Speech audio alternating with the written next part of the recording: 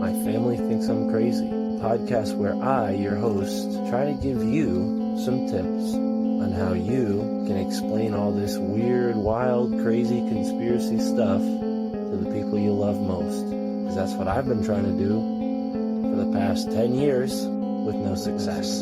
I've been telling everybody that our government is shady, but every time I do, my family thinks I'm crazy. The hollow earth, UFOs, aliens invading, fluoride in the water, they swear skies daily. When I talk about these things, they think I'm crazy. There's no escaping anymore the evil that we're facing. Illuminati mind control, they're sacrificing babies. The end of days, but anyways, my family thinks I'm crazy. What, they don't want to listen to you? No, they don't want to listen. They don't want to hear it. They're just like, oh, here we go, Mark.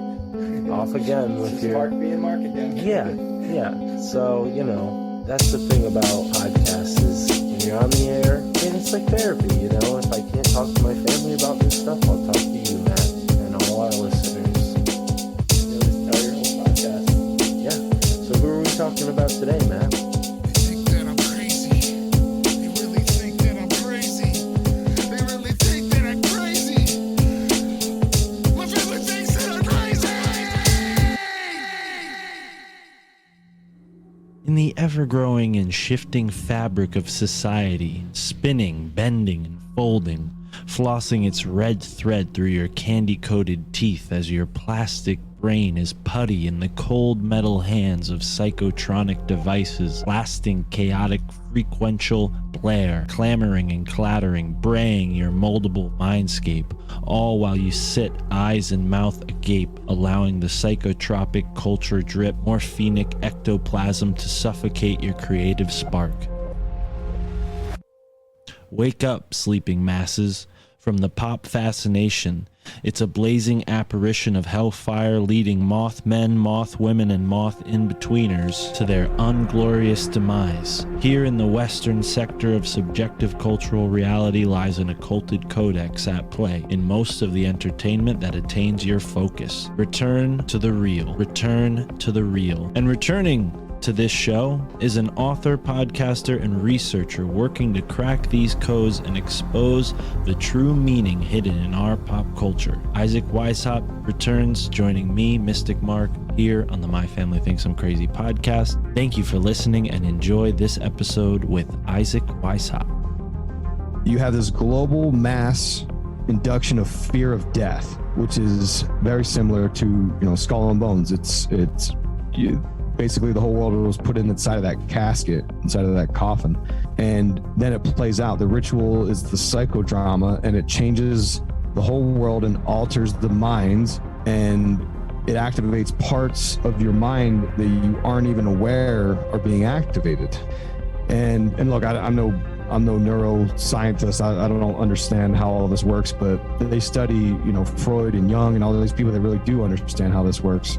But it's also part of like an alchemical transmutation. They transmit symbols and ideas, and this information, this transmission happens, and society comes out from the ritual reborn into a new world.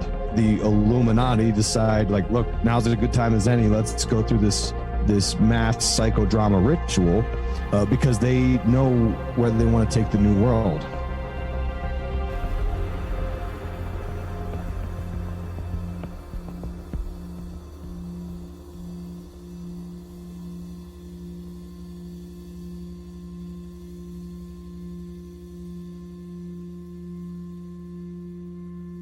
Let's get started, man. No need to... Let's go, man. That sounds good. We got a lot to talk about. Exactly. So Isaac Weishaupt returning here on the My Family Thinks I'm Crazy podcast. He is the host of Conspiracy Theories and Unpopular Culture. He's also the host of a show that he does with his lady. Remind me the name of that show and tell us how you're doing today, brother. Hey, man. Thanks for having me back on. Yeah, you mentioned the flagship show, and then I started a show called Breaking Social Norms. Right. Where it's me and my wife. She is the normie sheeple, and she's actually a little more aware of some of these ideas than most, but it's a great show because it slows me down, because we'll talk about the subject and she'll be like, well, pump the brakes. Who the hell are these people? What are you talking about?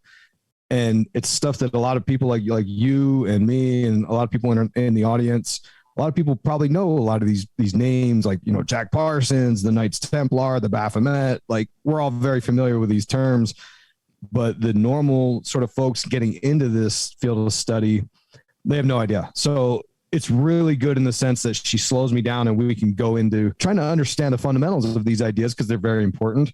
And that's probably half of the shows we do. The other half are more kind of fun type shows, or we do discussions about marriage and sex. We're both very, you know, open-minded, open books, you know, so we talk about all kinds of stuff. But yeah, and then I also have the third podcast I do once a month on Rockfin, Inside the Mind of a Conspiracy Theorist, where that is a little more behind the scenes, I guess you'd say. It's more self-help, spirituality stuff going on behind the scenes of making conspiracy theories in unpopular culture.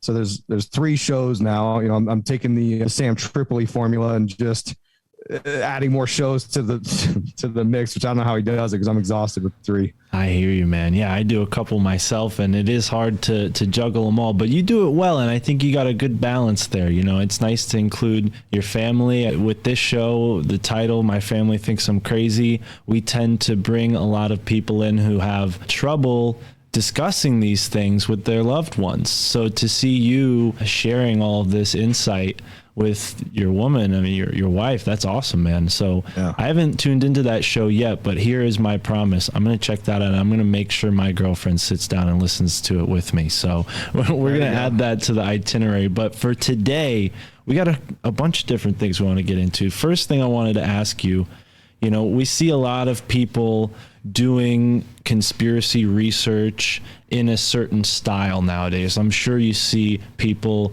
doing stuff that you do, and imitation is the highest form of flattery. It's also the lowest form of creativity. But, you know, with that being said, your work is very seminal, Isaac. You know, you do a lot of really great breakdowns and films, and I'm wondering, where did this start? Like, who was your inspiration for getting into this stuff? Like, when you did, were there any researchers that you were particularly fascinated with? Anyone that left a big impression on you? That's a fantastic question, Mark. So when I started, I've given people my journey of how I got into this, and I'll do the short version. It was, you know, I was born in 79, so I grew up in the 80s and 90s. In the 90s, I was casually into X-Files, and at the time, that was the most you could if you're interested in aliens and UFOs, that was kind of it, right? There wasn't a lot out there, obviously, before the internet. Then a buddy in the military of mine got me into Bill Cooper. So I bought Behold the Pale Horse in 2002 and was obsessed with it. I was like, wow, this is really interesting stuff.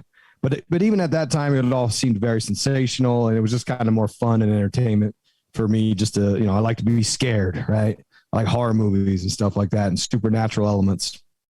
And then a buddy of mine a few years later gave me a VHS tape of David Icke's Freedom Road, which is one of his earlier lectures. It was, in fact, it wasn't even in front of an audience. That's how early it was in his career. It was him speaking in front of a TV screen or a projector screen or something like that.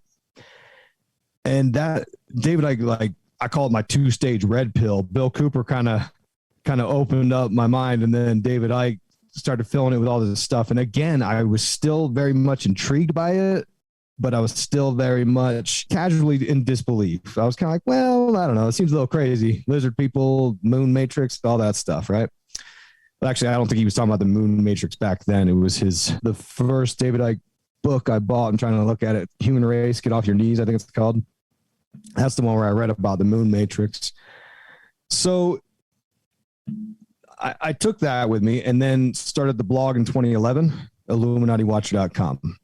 And at the time, I didn't plan on becoming a truther, quote unquote, or even engaging with people on any of this stuff. I just found examples of stuff that David Icke would say in films or music videos or whatever. And I would, in the sloppiest way ever, would sort of convey that in a quick paragraph and a screenshot. And around the same time, I don't know the sequence of events. I feel like it was around, give or take a couple years, I was listening to podcasts, which were still pretty new. Greg Carlwood, Freeman and Fly, And there was several episodes. I was really into Stanley Kubrick film analysis. Jay Widener was doing several shows talking about this on different podcasts. Yes. So The these were Shining. kind of The Shining, Clockwork Orange, 2001: A Space Odyssey, and so on, right? And at this time, and people know what I'm talking about. When you get into all this, it's a lot to take on at once. You have to marinate in these ideas for years and years and research and revisit the same material 10 times before it starts to make sense. And around the same time, also, I when I was blogging, I was looking around for other bloggers that were similar, and I came across jaysanalysis.com, which is, the great Jay Dyer. And me and him, I found, had very similar interest and very similar views of these ideas. He had kind of a more polished essay style, more of a collegiate sort of professional articles to films and stuff. And I think he helped me sort of pull my game together because I saw how he was doing it. And I thought, man, that's great. Like, because I was actually going to grad school at the time, and I had done a thesis for undergraduate. I wrote a 150-page communication systems for an engineering project I did. And I thought, well, God, I could write. So I started writing, and I wrote a book, and then rinse and repeat that for 10, 11 years and get I've had several doors shut on me. Google shadow banned me because I used to get 500,000 page views a month on my blog. That was like my thing. I was just blogging. And around 2015, they shadow banned me from the front page. So my traffic just took a nosedive, and I have screenshots of all this because I was in a state of disbelief. I thought maybe I did something wrong with the SEO. After that, I had paid several people to look at the SEO of my website, spent thousands of dollars trying to figure out what the heck went wrong. Why am I not the first result on Google anymore? Because that, obviously drives all the traffic. And by the time I got to the third SEO expert who looked at everything, he said, dude, they're just punishing you, man. Like, it's part of the algorithm. Like, all your paranoia is true. Like, it's just, they're punishing you for what you talk about. And I said, okay, that makes a lot of sense. And I shifted over to podcasting, and then YouTube also shut the door on me back in 2016 or 17. I was at about 74,000 subscribers at the time, and they torched my account. So that all that stuff led my efforts into just podcasting, and I still write books, but podcasting is kind of the direction everything went. As far as So yeah, it's kind of a weird roundabout way of how things got to where they are. But as far as the podcasting goes and the creation of the podcast, I can't say I have a lot of inspirations per se. I think I pick and choose from different other podcasts. Like, for example, Higher Side Chats, Greg Carlwood, phenomenal show. If you want some information, like, you're going to get it, man. Like, I'm on the THC Plus feed, so I get the 2 hours. That way, if there's a subject, man, you're going to get it. Oh yeah. You know what I mean? Like, you're going to be exhausted by the end of the episode because you're going to get all the info you could want.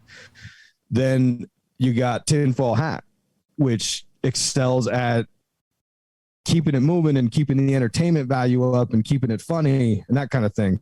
So I'd like to think I'm kind of trying to balance both of those shows out by providing a lot of information with minimal sort of BS. Because a lot of, I'm the same way. I go to get information from a podcast, and sometimes people will ramble on for 20, 30, 40, 50 minutes about stuff that I'm like, that's not what I'm here for. I want the information. So yeah, and it's a work in progress, right? Like, every year I get a little better at podcasting, and I get a little better at trying to front load the information and sort of tease out the interesting parts so people stick around. It's kind of a dynamic that I'm trying to learn as I go here. You're doing great, man, and Thanks. your work speaks for itself, and I don't think you need to be as humble as you are, but that's just who you are, so I respect it, and I think that's very humble of you to say, and I think with the YouTube, man, it's kind of shocking, and that happened a while ago, so maybe this is a little, beating the dead horse, but it's surprising now that we see so many videos in this same vein, in this same style. They're almost ubiquitous now. You have all these hoaxes and events that occur, and then the classic Super Bowl halftime show and all the other various Hollywood set pieces that they put together. You have people sort of doing this slipshod work of analyzing this, and what I think is they don't want a guy like you on there because you add some water to this very muddy situation that the amateurs come in and they throw all this muck, and they have good intentions, but they end up adding to this, really spectacle that only just serves to shock and awe the average person rather than, enlighten them. So I think that's really why, to that guy's point, they're punishing you, because you're not trying to muddy the water. You're not throwing all this random stuff together and saying you figure it out. You actually have a direction that you take with the symbolism, and you point it out, and it's consistent, and you've kind of arced out many different themes. I mean, Saturn is a theme. You have this Illuminati connection that's prevalent. And that word, again, is victim to this effect that we just described, right? So my question, maybe we can branch into this section of the conversation with, who do you think actually comprises the Illuminati? Is it simply these Bilderberger, CFR type elites? Is it a more occult faction that's, more ingrained in our home? Because I think we get this idea that it's all European, New World Order. They're off in some, fancy hotel in Belgium and, flying private jets. But do you think it's more homegrown than that? And there are people in our cities and towns that are complicit in this agenda? So there's two ideas I have about who the Illuminati is. And this is, I'm at a weird sort of fork in the road almost for my personal beliefs and spirituality. Let me give a quick background of my belief system here. So as I wrote about in my first book, actually back in 2012, I was born and raised in a Christian home, attended Christian church. I had a really hard time with it. I didn't like the organized religion about it. I didn't really get along with the people at church. But nonetheless, this concept of Christ and God and Christianity is sort of baked into my being.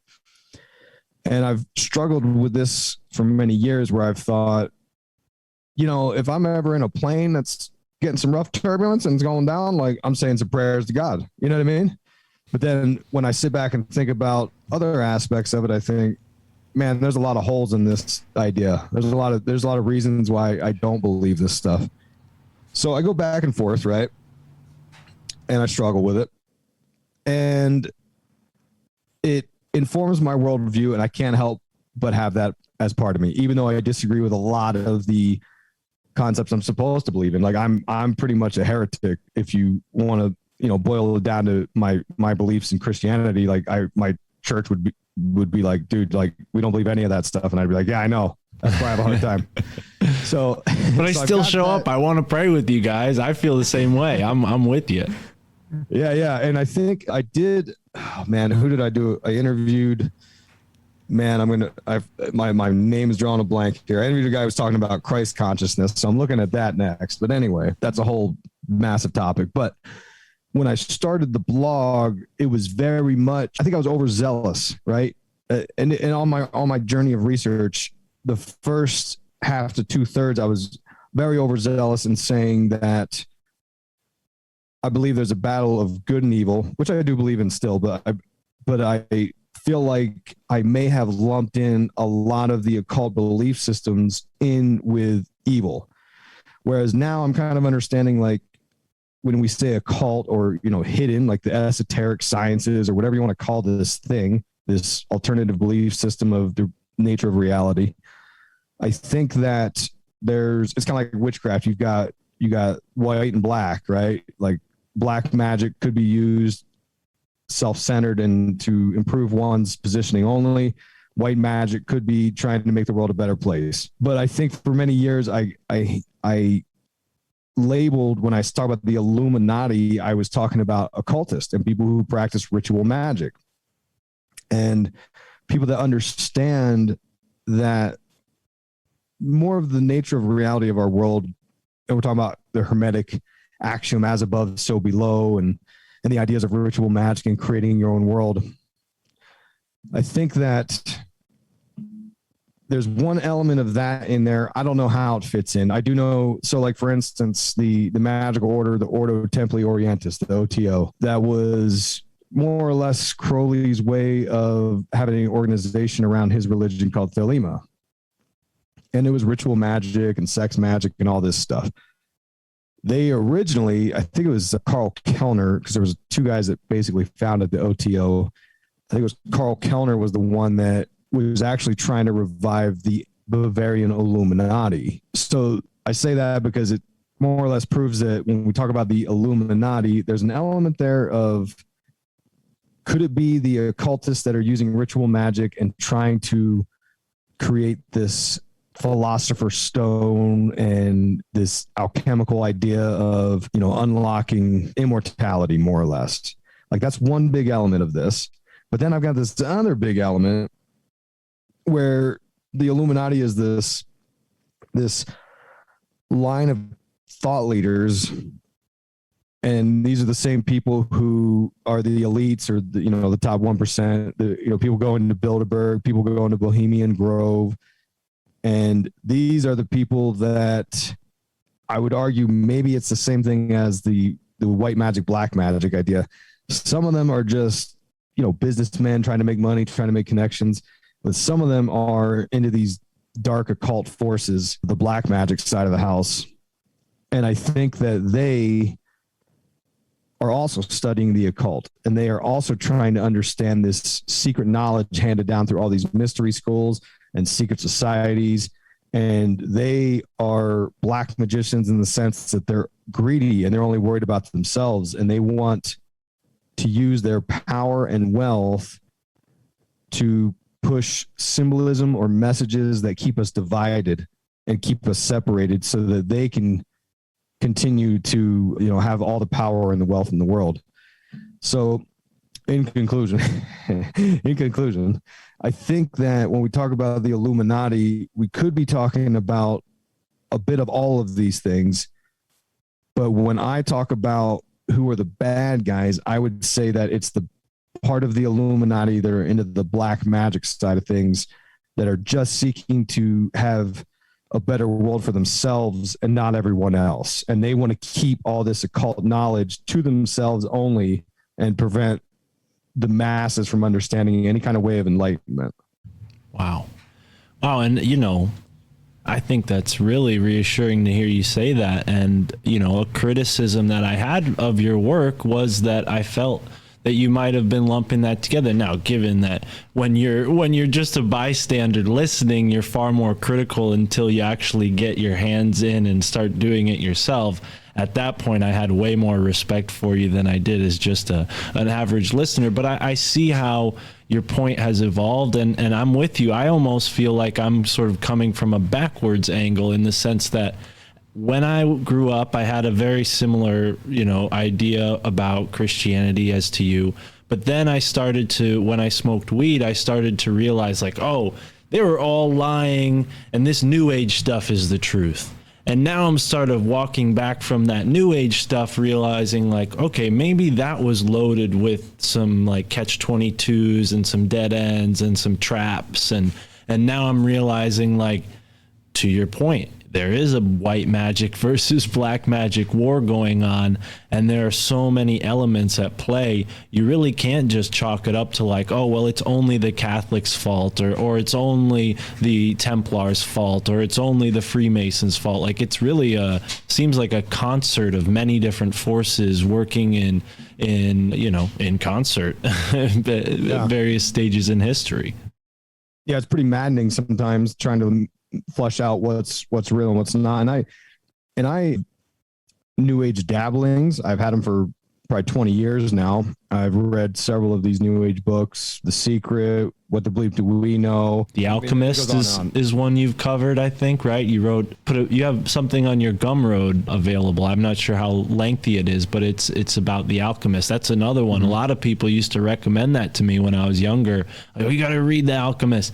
I bought it. I never read it. It was one of those placeholder books on my shelf. But oh yeah, that's really good. It's actually very good. I wrote like a little mini book on it, right? And the ideas presented in there are that this is basically an occult initiation into occult ideas and occult thinking. And again, like I said, back in 2015 when I wrote it, 2014, whatever it was, I was a little more overzealous because at the time I was seeing all these symbols and things, and it was all very new to me. And I was like, oh my God, like there's this stuff everywhere. They're baking it into all these things that are feel good. You know, The Alchemist is very much a feel good book. It's a very much a book that makes you feel like, try to live positive and do the right thing and pursue your, I forget what the terms they use in there. It's been so long since I read it. Pursue your will, right? Crowley calls it the true will. And the guy, Paulo Coelho, that wrote it had some dabblings in with Aleister Crowley himself. So I was pointing all that out in that book, and the information still stands where it is, but it's subjective as to how you want to take it. And over the years, I tried to be as neutral with the presentation of the information and the findings as possible, because even way back when I said, look, I'm a Christian, I'm a terrible Christian. I have a hard time with a lot of the beliefs in there, but so I tried to present the information from a non-biased point of view and just say, look, this is like, for example, Paulo Coelho was into Aleister Crowley's writings, period, end of sentence. You know what I mean? It's not, oh, he's worshiping the devil and he's an awful human being because of it. It was just saying, like, this is what's happening. Like, all of these occult teachings are informing a new worldview. And again, jury's out. I don't know if it's going to be good, bad, better, or worse than the way things have been. I'm a progressive liberal guy, so I'm always advocating for change. I think we should constantly strive to do better. So, and a lot of people would argue against that. A lot of people would argue that, we need to embrace traditional conservative structures. And I think, well, I don't think that was good for everybody. So I always advocate for trying to reform and make things better. So. Absolutely. Yeah. And it is so complicated. It's awesome to hear you evolve your stance and what you described in 2015. Like I was saying before, that's water, man. That's the ability to give a neutral, informative statement like that, even coming from a place where, oh, maybe you have some biases. Everyone does. That's the water I'm talking about, because so many people, they just throw their opinion in the mix, and then honest, earnest folks who are just trying to sort things out, they got to also sort out opinions. And I'm not going to, judge anyone's intellect, but I don't know if everyone's, been trained to discern that. When you read a book, not often do you read the author, right? I think this is something that I learned later in life after school. Somebody told me, like, well, you got to read the author, not the book. You have to read who the author is and why they're saying what they're saying. And that context is so important. And that's a part of why the media is so confined the way it is and compartmentalized, because they want to control the context. The information is out there. They know we know about UFOs. They know we know about inside jobs and corruption. But it's about packaging that information so that we never really do anything about it. We're just constantly shocked by it, which is why they have to censor folks like yourself who are bringing that clear, clean, straight water, man. I'm telling you, that's what it is. That's the best way I could describe it. But that's what I surmise. But what are your thoughts? Yeah, that's actually a really good point. In fact, I could give you more about, so Johnny Depp, I wrote a book about him several years ago. And at the time when I was blogging, the way I came up with the title for the book, the title book is called Johnny Depp, Vampire, Satanist, or Illuminati, right? Very, very like crazy title. And sure, it's kind of a crazy title, but it's how you get people's attention. And then they open the book and then it's a little more rational than that. But at the time I was writing copy for the blog, and that's the way you would get to the first page of Google, with stuff like that. Put these keywords in there. And I had some really weird things happen in my life. So around, man, I think it was like my third book I wrote about Stanley Kubrick, called Kubrick's Code. And in it, I made mention to the alchemical idea of the reconciliation of opposites, or the Baphomet, right?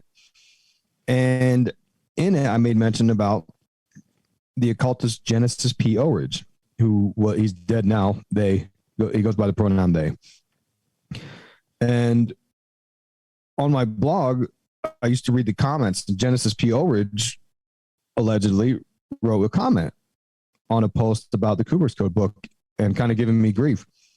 And I was like, this isn't really Genesis P. Orridge. And I told the person, I said, hey, if you're really Genesis, go on your Twitter and, say something with my name or whatever. And sure enough, Genesis did that. I said, oh crap, that's really Genesis P. Eldridge, the guy and he's a very famous artist. He's known for basically birthing the industrial rock movement. He had bands in the 60s and 70s called Throbbing Gristle, and Psychic TV was another one that included a project where they would have global centers of magical orders that would coordinate magical rituals to, try to boost the energy of the ritual. Yeah, wow. I never heard of that before. Oh yeah, it's a fascinating story. This Genesis character is a fascinating story. He was, I think they were married. His female spouse or whatever, her name was Lady J, and she tragically died from, I believe, cancer or something like that. But they were in the middle of getting, this is like in the 90s, I think, 2000s.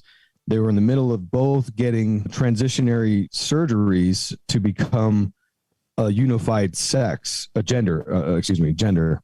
So like, for instance, he was getting breast implants, and, I don't know what surgery she was getting. I think they were getting like their lips filled and stuff like that, so they would look like each other. But Genesis P. Eldridge is a very knowledgeable in the occult, right? Anyway, so I made this weird contact with Genesis that way, and we sent back and forth several emails where I would ask about different occult ideas and back and forth. And I plan on sort of going through that one of these days on either a show or, maybe write a little mini book about it or something. It was actually really interesting. Well, around this time, I also wrote that Johnny Depp book, and in it, I talked about his connection to Damien Eccles from the West Memphis 3. And if the audience isn't familiar, the West Memphis 3 is this case out of Arkansas that these three young guys who, I don't remember their ages, might have been 17 or 18, Damien Eccles and the two other guys. Yeah, they were 16, 17. Yep. Okay. And the boys that they kidnapped were significantly younger, like half their age. But yeah. These guys got accused of murdering these little boys, and the HBO released several documentaries called Paradise Lost. I think it was like Paradise Lost 1, 2, and 3 or something like that. And I watched those back in the early 2000s, and they do a really good job of presenting the case and saying that the only reason these three young men got arrested was because they were the, supposed devil worshipers in this small southern town in Arkansas that was very conservative, and everyone kind of, knew these guys would wear black Metallica shirts, so they worship the devil, obviously, and it's a satanic panic thing. So it did a really good job at presenting that information, and I was outraged like everyone else. I said, "What the hell? You should let these guys out. They didn't do it. Whatever." And it also gained the attention of a bunch of celebrities: Eddie Vedder, Johnny Depp, and so on and so forth. I think Dave Navarro even. And they successfully organized to get some legal representation so that Damien Eccles and the two other guys, what's his name? I forget the names, Jesse Miss Kelly or something like that. Anyway, it doesn't matter.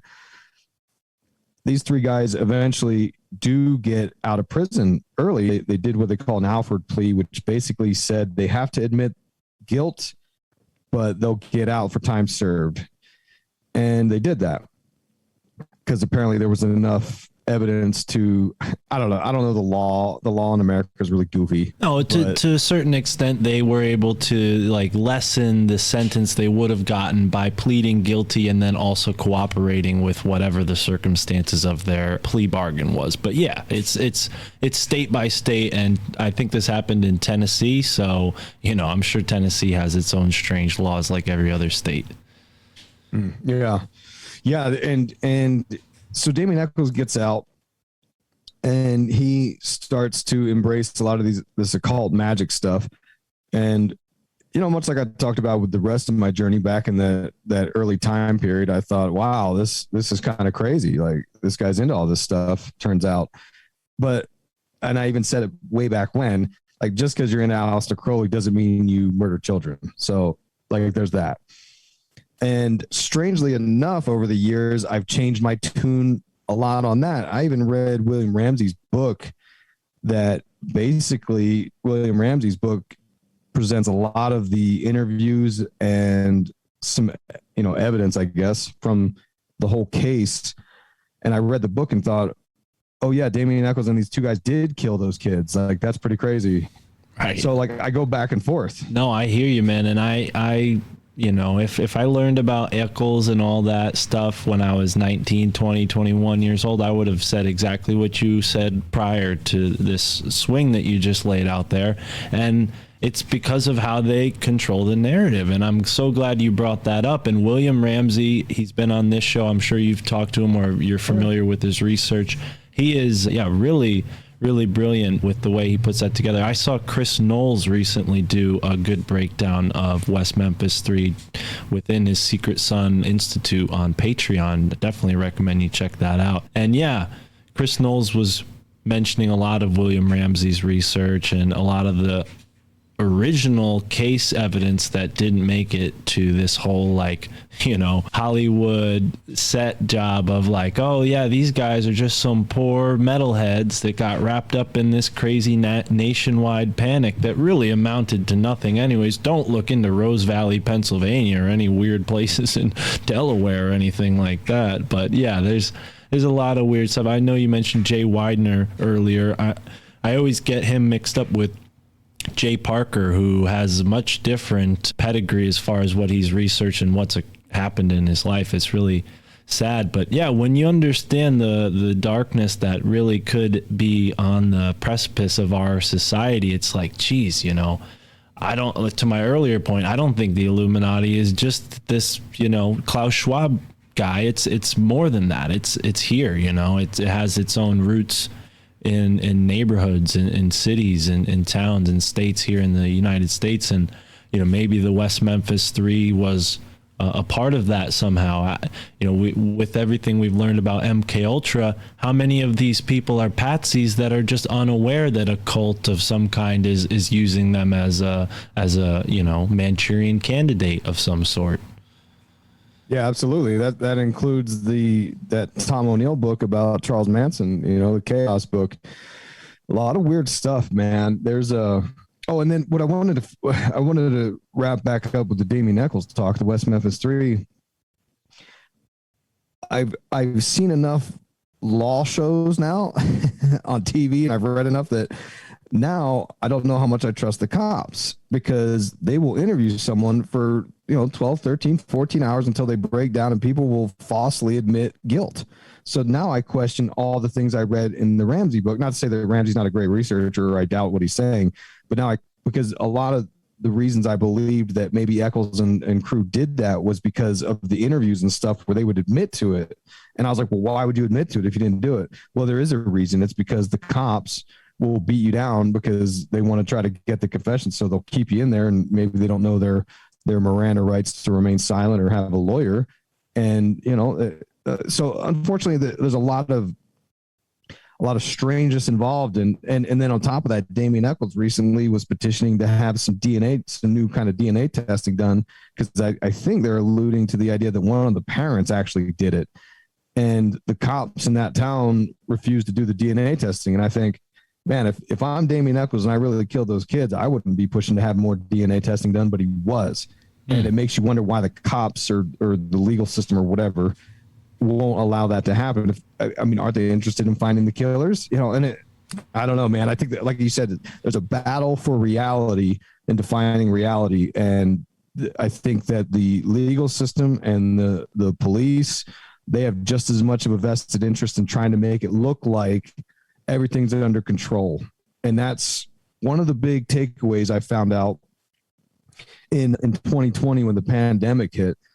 Everyone turned into a conspiracy theorist because everybody saw that the idea of someone being in control of all this just went right out the window. Everything boiled down to well, what do you believe about the thing, when it should be crystal clear, what we should believe and what medical advice to follow and all that crap. And it became this really vague sort of thing where you had these competing interests going on of what you should do and how dangerous things were. And, you talk to people in your real life and you'd hear one story over here and over there. And I think it broke a lot of people's brains. out there. But, you can't spend 2 years going through this, what do you call it? Like an existential questioning of institutions and organizations that previously you kind of just thought you could trust to do the right thing and to give the right answers and to take care of you. And I think a lot of weird stuff has been happening, and you could take this in a million directions. You could take it to the whole idea of a new age, Age of Aquarius talk, Aeon of Horus talk, Kali Yuga. I do want to give you credit for giving us that 4-dimensional perspective on the Eccles thing, because as much as that information like shocks me and upsets me, like, oh, these people are doing things to kids, this visceral reaction they're getting out of us, you have to coach that with exactly your fourth point there of, what about the corruption aspect? And this guy is pushing for the DNA evidence. I hadn't heard that before, so thank you for sharing that. And then to back up your point about COVID, I mean, it was twofold, because the people who were awake had this existential crisis, but the people who were asleep were, bombarded with fear and all of this occult symbolism, so to speak, for, 2-3 years now. And now it's sort of like shifting narratives at such a pace that they're just letting us all, get into the roller coaster ride thrill and then forget what happened at the beginning, and we get off the ride, we puke, and then we go home, and I think that's kind of, unfortunately, how most of these events in history play out, where we never really see a resolution or justice. And to your point about corruption, how many of those groups that are participating in black magic have control over the whole county or the whole town? Or, it only takes one sheriff in certain places, to have control over a whole area. We talk a lot about get involved with your local government and stop these mandates and stop all this stuff. Well, that's what the shadow forces did 100 years ago. They set up roots. And of course, I'm just speculating, but that's what I've been sort of digging through, especially with Skull and Bones, and how this seemingly foreign organization set up shop in what was already a pretty foreign college to the ideas of the freedom of America. Yale was always a sort of English monarchical establishment, and it stuck around even though the colonies got their freedom, and it sort of invaded the psyche of America over time with this sort of elite establishment royalty type of idea that you have over in Europe very prominently, and that was a big part of why America was so great, right? We lost the kings and this whole idea of, oh, we need one ruler, and here we are in the land of the free. But it seems like we're all sleeping Masons initiated into these occult reality, or not even realities, but parameters of reality. We're given a sort of box to live in, and it's research like what you do that helps people sort of poke holes in that box and see the broader reality outside of it. But yeah, man, I know we kind of went a little bit all over the place, which is the beauty of these types of conversations. But if we could wrap it into the Templars somehow, or maybe even just Skull and Bones, what have you learned about Skull and Bones over your course of research? I know you said it's not much compared to what you know about the Templars, but I have found a connection between the two groups. Yeah, I think there's a lot of connections between all of these schools of thought. And so like when the Skull and Bones get initiated, supposedly, the candidates get put into a coffin, right? And they are supposed to be, dying and then being reborn. And this is the death and rebirth ritual. And this is something you see in a lot of secret societies and, the Freemasons and so on. And they claim that the ancient Egyptians and the mystery schools back then, they used to bury the initiate underneath the pyramids, the Great Pyramids, for 3 days and then resurrect them. And the whole idea was, ultimately, it's like destruction of the ego and breaking down the programming of what you think the world is, so that they could sort of fill the chalice with the new occult ways of looking at the world. And Julian Huxley was saying that there's the basic element in a transmission of changing an entire culture or transforming them is always going to be psychological. You have to do it through the mind. And people aren't aware that they're participating in the ritual. And that's what a lot of the because my show focuses on a lot of more lighthearted entertainment. Like I'll do film analysis where you see these concepts in films or award shows when they do performances.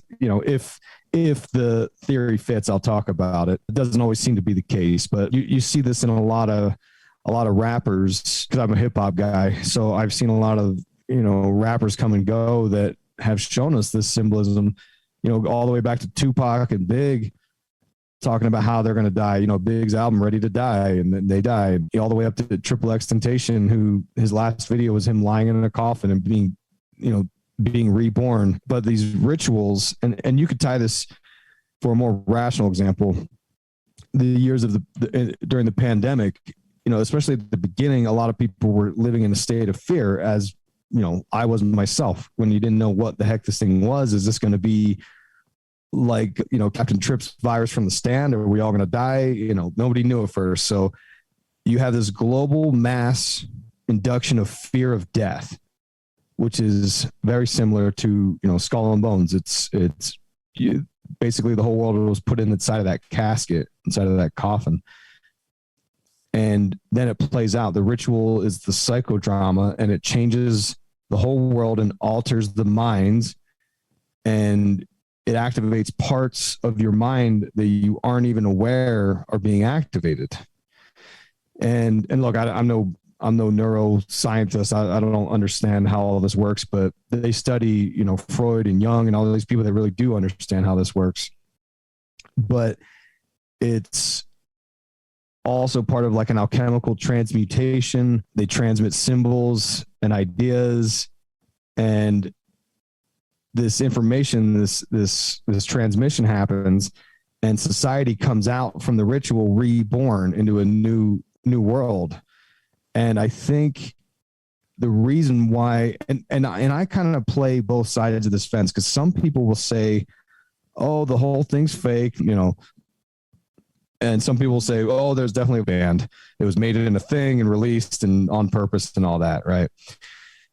It could be a little bit of both. It could be honestly a thing that happened, but then the Illuminati decide, like, look, now's a good time as any. Let's go through this mass psychodrama ritual because they know where they want to take the new world. And this is evident from, talk about Age of Aquarius. Aleister Crowley talked about the Aeon of Horus, the traditionalists. I did 4 shows on QAnon and then I did 2 shows on Russia Dark Arts, where we looked at this philosophy called traditionalism that's embraced by a lot of these alt-right figures. Putin, his right-hand man, Alexander Dugin, who is the brains behind the traditionalist movement, Steve Bannon, who's a follower of all this stuff, who was, Trump's campaign manager. And I think I don't think Trump is into all the dark arts, but I think he is interested in gaining power through whatever they're trying to get done, is what I think. But anyways, all these sort of figures on this alt-right side of the house, they know there's a new age coming. They call it the Kali Yuga. And they think that if they can sort of set up shop properly and sort of get their pieces in position, that they can be in charge of this new world. And the unfortunate part about traditionalism is it's a rejection of what they call materialism, a rejection of the modern way of living. And they want to go back to all, white male patriarchy, a time before technology, kind of some crazy stuff. But this is a real thing. If people look it up, they'll see it. And it's kind of alarming when you see, if you follow current events, when you see all these sort of pieces kind of fitting together, and no one's really talking about it on the news. Why? I don't know. Like if I'm the Democratic Party and CNN, that's what I would blast all day, is like, hey, these guys have a higher agenda, and it's not going to be good for,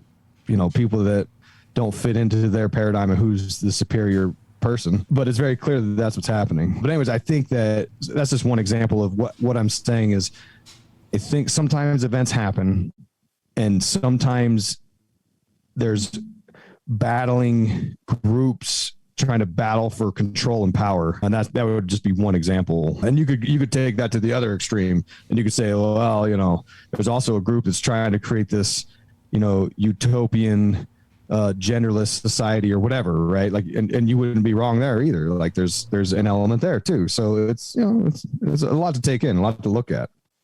Absolutely. And when it comes to Skull and Bones, we look at their emblem, the thigh bones and the skull itself. You have this sort of idea of decapitation, or maybe even certain figures in history whose skulls were used for certain purposes. Have you run into any occult rituals that involve this sort of thing? Decapitation, or even like the St. John the Baptist thing where they used his skull as an oracle? Yeah, I've heard that. I've heard that the Templars, they supposedly found the Holy Grail, and one of the ideas of what the Holy Grail was the skull of St. John the Baptist, and it had magical powers.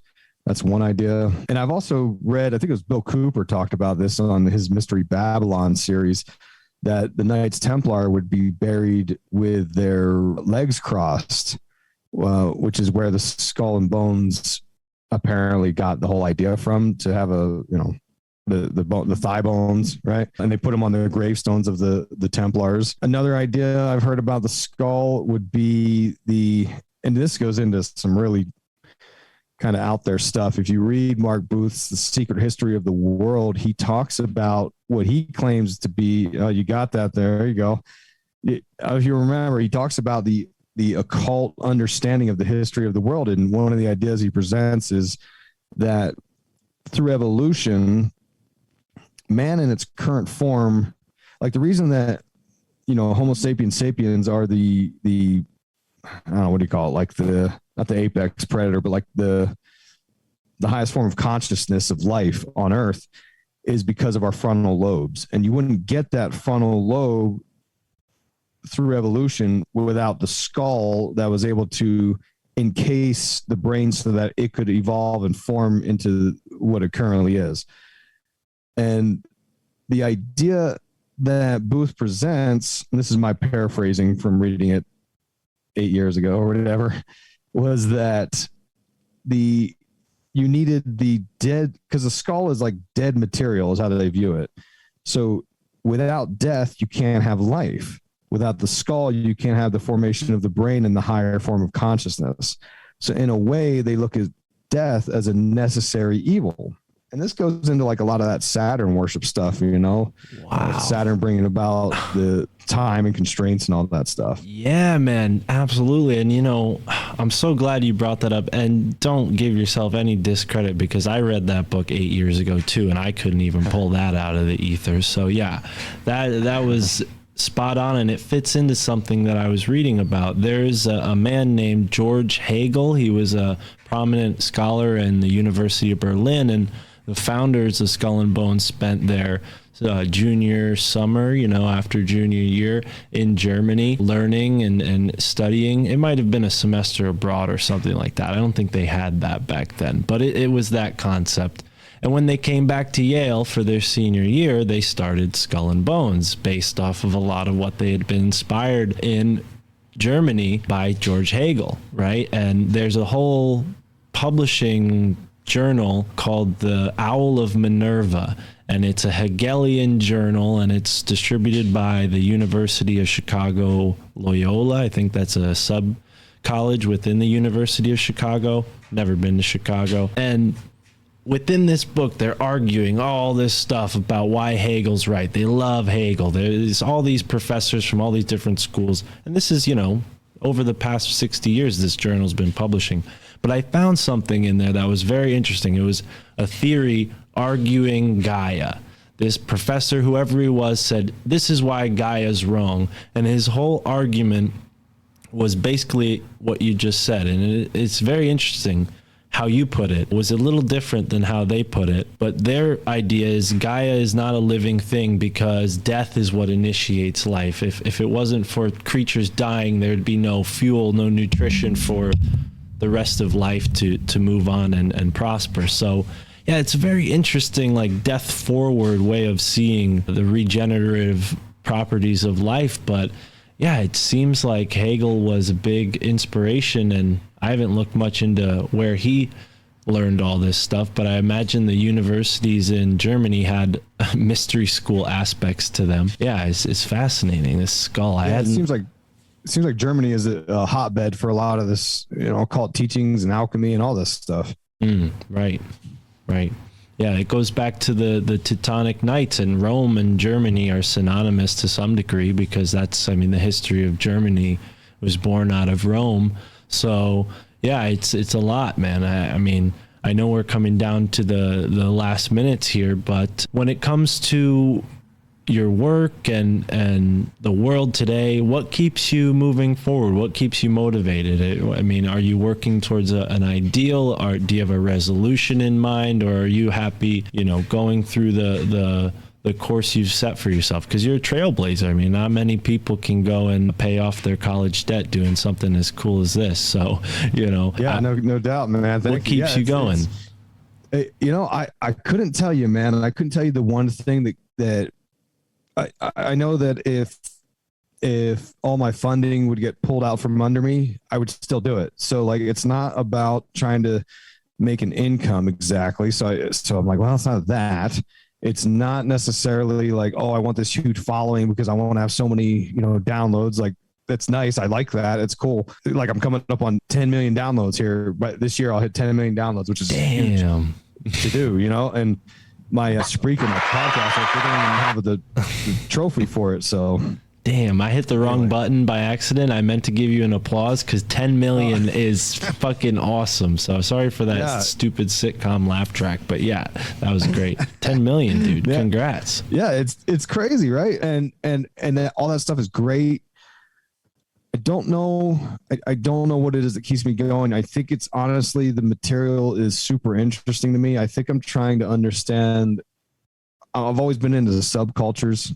I've always been fascinated by these sort of, the dark recesses of things and the road less taken. So the subject matter is what fascinates me. And it's this never ending rabbit hole, and I've only niched out this idea of understanding occult philosophies. That's just been one little piece of this. I started out with a really wide net, which, I've got this, what they call it, the Great Awakening poster behind me on my wall.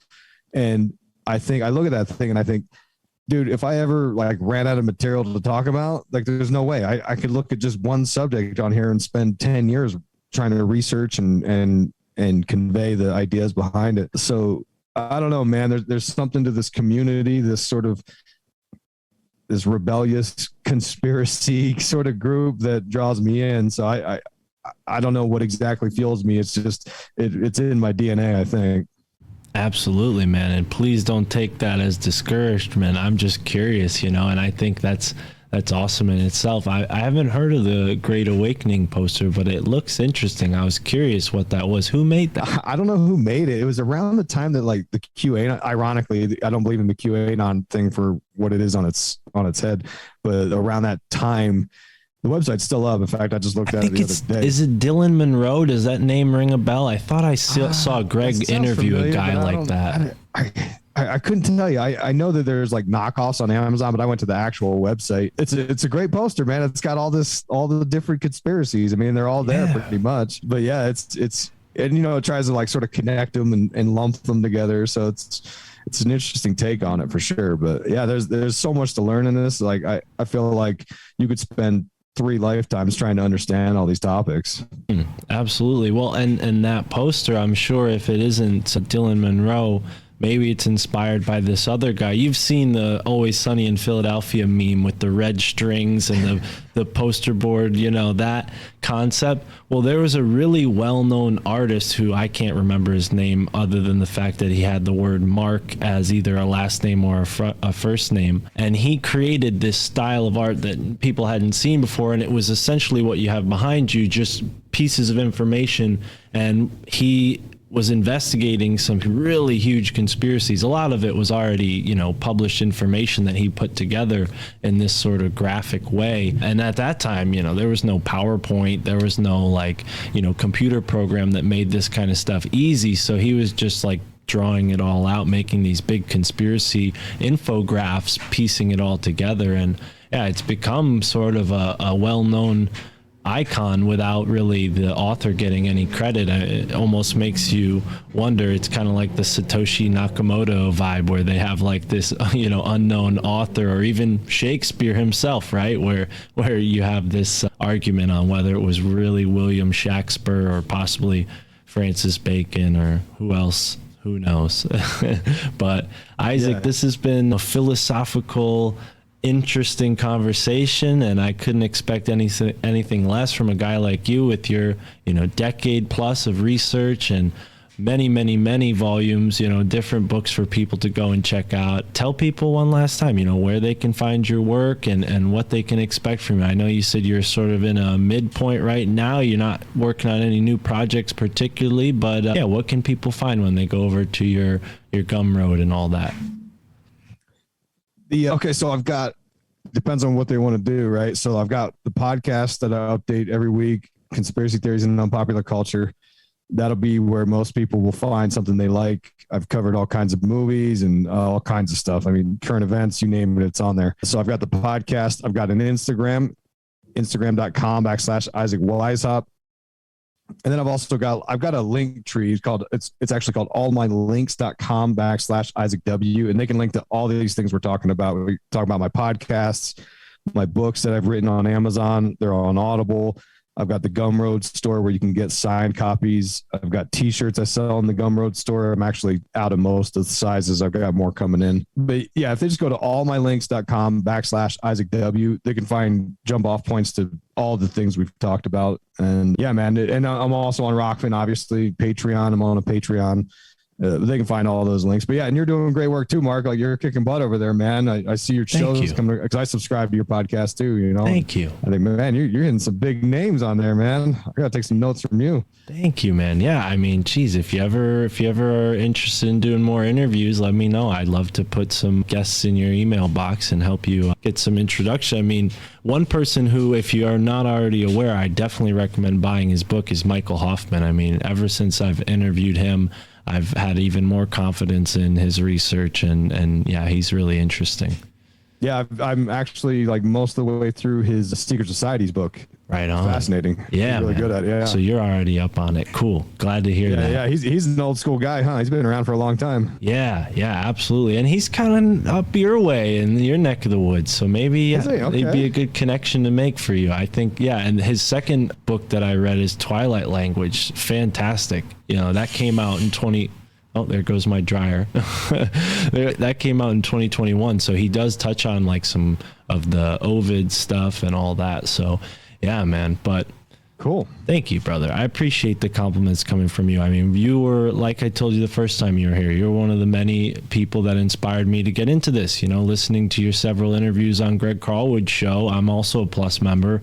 I was like, wow, this is crazy, you know, and you stand out among the rest. Obviously, Carlwood Show isn't your only appearance that I listen to, because you know me with Tinfoil Hat. I listen to all your appearances there too. So yeah, you always stood out, man. And it's really surreal for me to know you and talk to you like this. So it's a pleasure, and it's all mine. And I'm so glad you're here for this. So ladies and gentlemen listening, thank you for being here. Go support the man, Isaac Weishaupt, with his many different shows in different varieties, and enjoy the moment wherever you are in the now.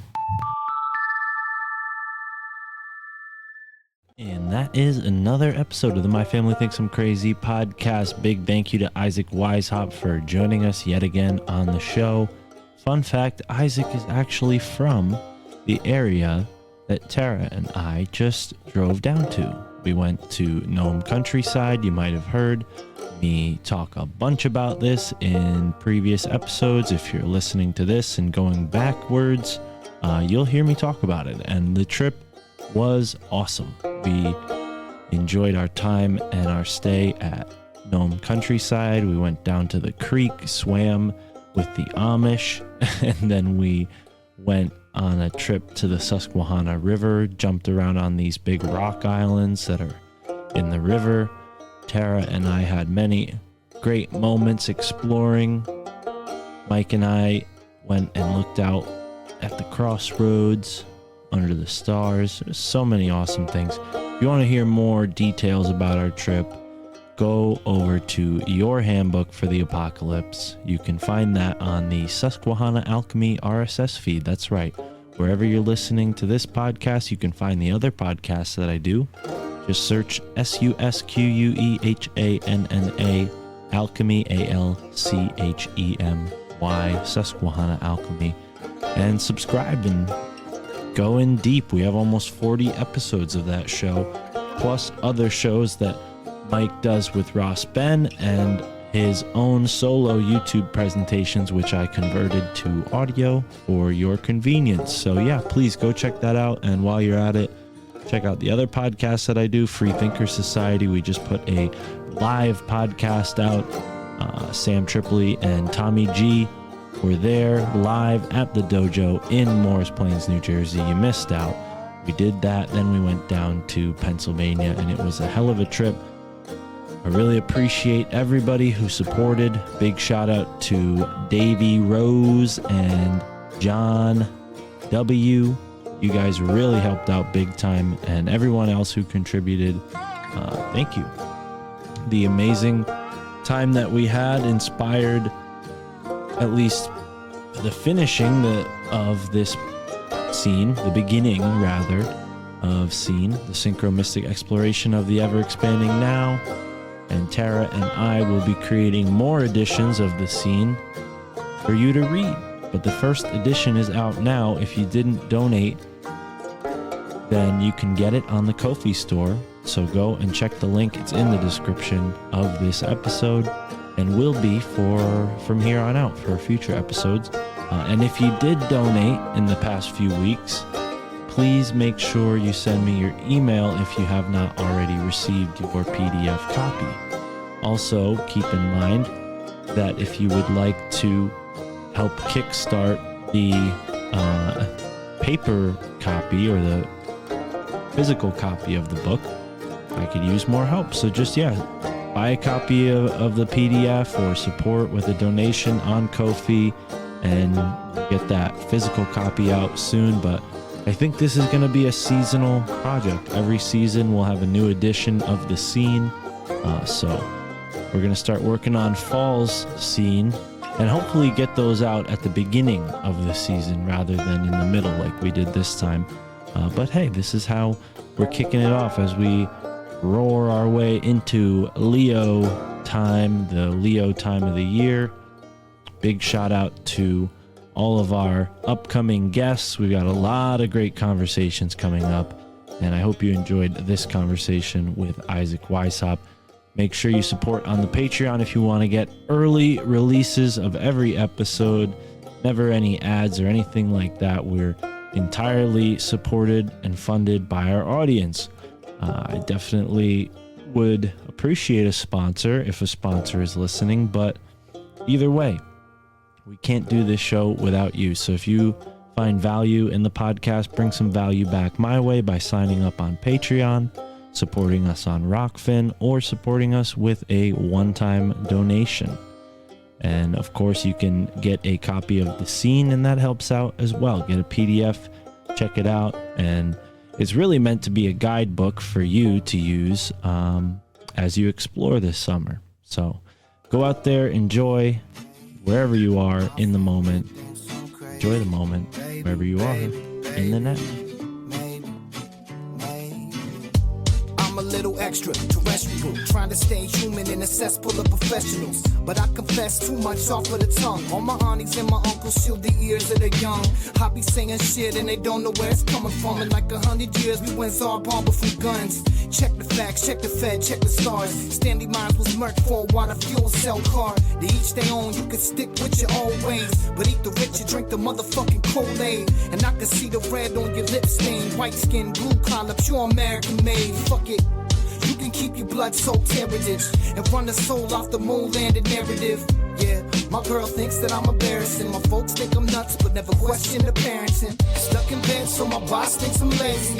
Connecting dots, but it's all kinda hazy. I'm on the internet, feeling like I'm Dick Tracy. My pack thinks I'm un-American and shady. Yeah, I'm feeling unhinged lately. Encounters of the fifth kind on the daily. You could tell me that the president's an alien, it wouldn't faze me. My family thinks I'm crazy. Baby, baby, baby. My family thinks I'm crazy. Baby, baby, baby.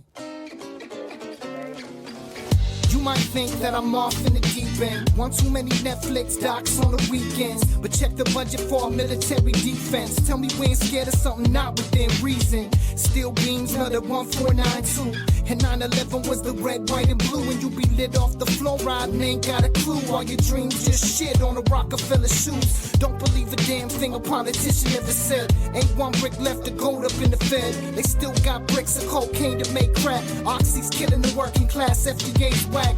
Talking like this, got kin talking behind backs. Too much to unpack, so they talk smack. And I'm just trying to converse with my clan, but it ain't fam. So I'm here setting up camp. Stuck in bed, so my boss thinks I'm lazy. Connecting dots, but it's all kinda hazy. I'm on the internet, feeling like I'm Dick Tracy. My pack thinks I'm un-American and shady.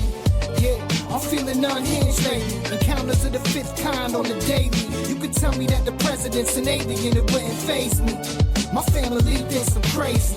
Baby, baby, baby. My family thinks I'm crazy. Maybe, maybe, maybe. Just maybe. Stuck in bed, so my boss thinks I'm lazy. Connecting dots, but it's all kinda hazy. I'm on the internet, feeling like I'm Dick Tracy. My pap thinks I'm un-American and shady. I'm feeling unhinged lately. Encounters of the fifth kind on the daily. You could tell me that the president's an alien, it wouldn't faze me. My family thinks I'm crazy. Yeah, I think one thing I've learned is you can't rule anything out. So